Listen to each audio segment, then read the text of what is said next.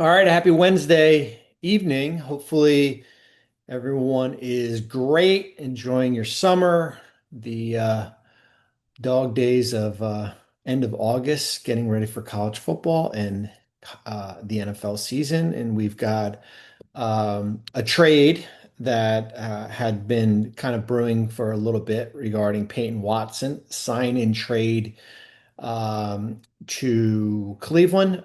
This is a four-team trade. Excuse me, this is a five-team trade because we are tying in Charlotte and Washington as part of it here. Uh, Remember last week, the Hornets and Cavaliers agreed to a Dennis Schroeder for Trey Mann. That trade has not been consummated, and now that is being tied up into this whole one big five-team trade. So a little bit for the particulars real quick. We've got some fun graphics that we're going to show you too. Cleveland gets Peyton Watson, 4 years, $88 million. That's a signing trade that hard caps them at the first apron. They still have to go out and sign James Harden. We'll show you the cap ramifications as far as what's going to happen with them. They get Cam Whitmore as part of the trade. They are going to waive and stretch Whitmore over 3 years. It's basically a $1.8 million cap hit, $1.89 million cap hit. That will then give them the flexibility to go out and sign James Harden to a new deal. They have traded away their only first round pick. That is in 2031. They have they traded away a Sacramento second here. So from Cleveland's perspective, they are certainly limited as far as what they have. They have zero tradable first. They have, I'm just pulling up, I think they have 1 second left to move here, but that's kind of the cost of doing business. Basically, when you look at it, they traded Max Strus and Dennis Schroeder for Peyton Watson, and it cost them a first and a second here. Um, we are going to show you, this is a fun new little tool.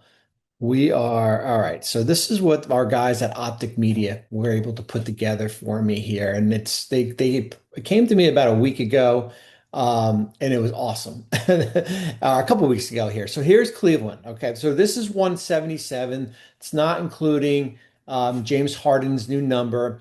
They are hard capped at the first apron here.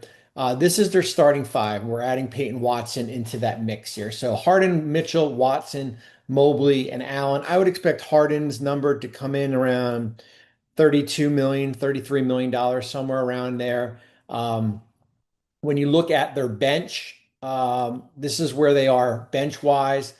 Merrill, Tyson, Bryant, Hezonja is on a non-guaranteed contract. Tomlin, Porter, Proctor, Malik Thomas. A little bit thin here. Remember, Strus and Schroeder go out as far as where they are bench-wise here. So that's their roster. Um, Here are certainly some of the trade exceptions they have left. Remember, once they get to this apron, they're going to be limited as far as what else they can have. As we could see here, they've got a couple two-way players, but this is a fun new little feature because it kind of shows you where they are. We also have this. It just kind of shows you where they are really in regards to the apron. Remember, a hardened contract is going to come in with that here. So that's a fun little feature. We're going to do it for a couple more teams with our friends at Optic Media here who have done a lot of great things. They did a lot of great things for Summer League also for Denver. Okay, so you Denver fans are thinking out there, how does this benefit Denver? A couple things here. So Watson goes in a signing trade, 4 years, 88 million. You are going to create a trade exception worth 50% of that salary. We will see what the number comes in at. So if it's starting at 20, the trade exception is worth $10 million. However, because this is a signing trade, you are not allowed to use it if it leaves you over the apron. Okay, so basically that is the penalty as far as when it comes to when a sign and trade with regards to second apron teams and everything like that. You acquire 2031 first. Remember, you had no tradable first. Now you have one. You get back a second in the deal, which is Sacramento. So now you have, I'm just pulling up your picks. Excuse me real quick. So now you have one tradable first and you have four tradable seconds here. Um, I'm still concerned about Denver as far as where they are. Um, all right. This is our good friends at Optic Media. I am not concerned about the starting five. So here's your starting five: Murray, Brown, Johnson, Gordon, Jokic. Okay, that's your starting five.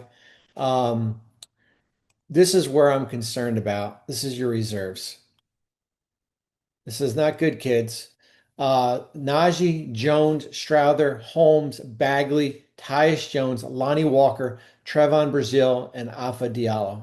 Afa, we will get you a picture sometime during the season. This is your bench right now. Remember, you lost Tim Hardaway Jr., no Um, Bruce Brown. This is a concern. This is the biggest concern for me when you look at where Denver is as far as with their bench.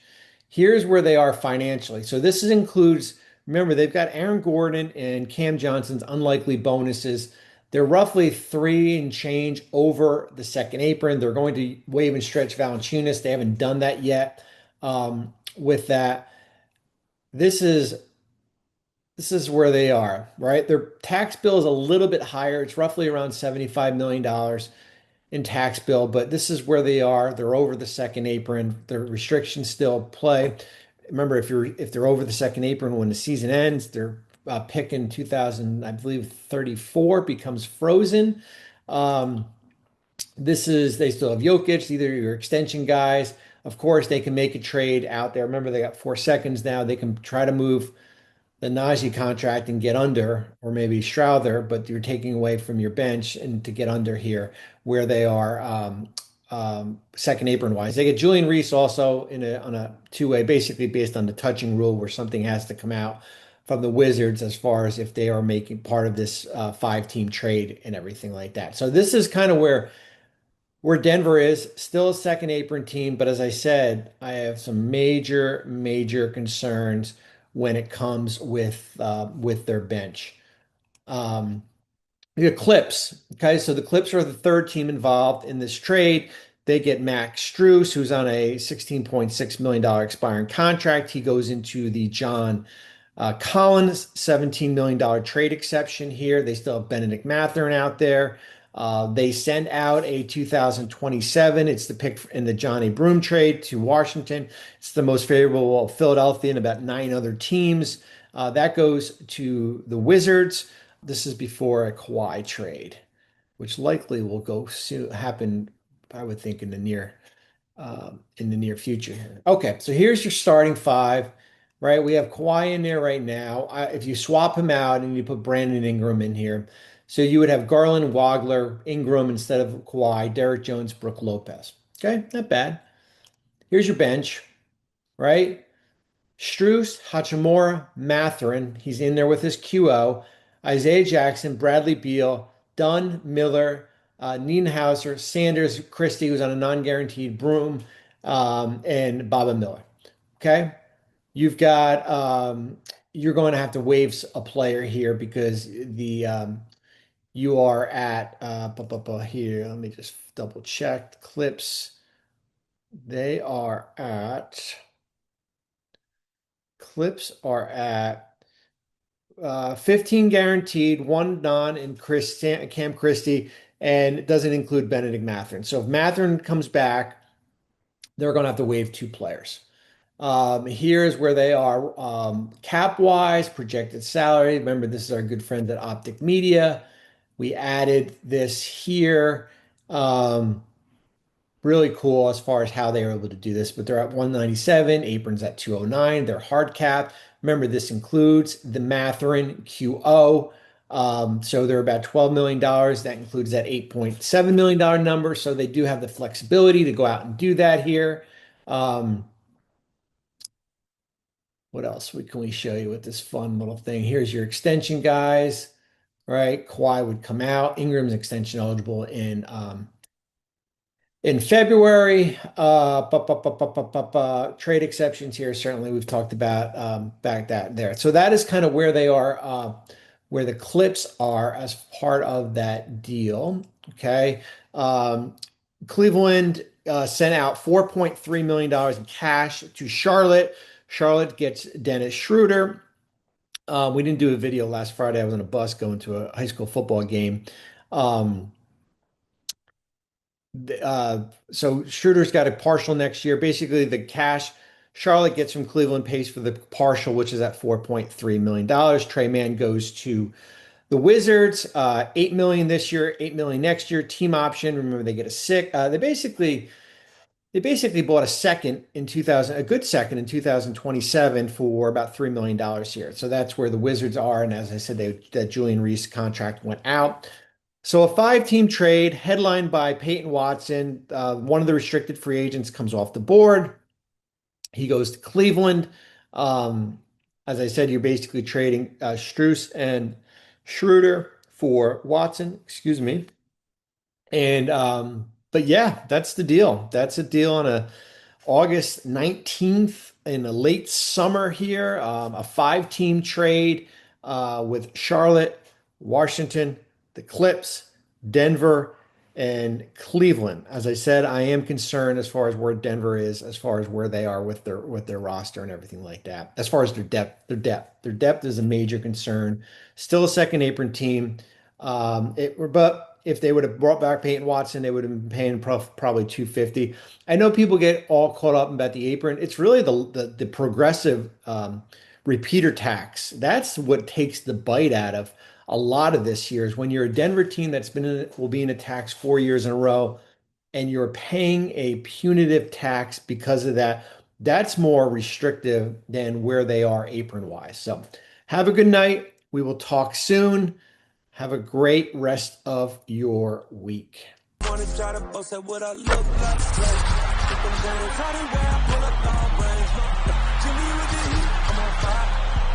It's NBA, I'm a ESPN.